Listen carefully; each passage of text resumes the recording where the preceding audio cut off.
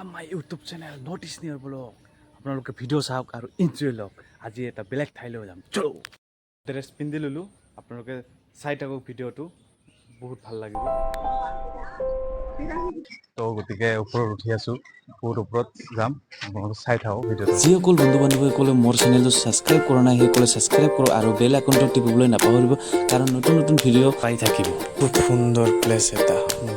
এনেকুৱা ভিউ চাবলৈ হ'লে আপোনালোকে বঙাইগাঁৱত আহক বেছি দূৰলৈ যাব নালাগে এইফালে মোৰ পুৰা দেখাই আছোঁ আৰু আপোনালোকে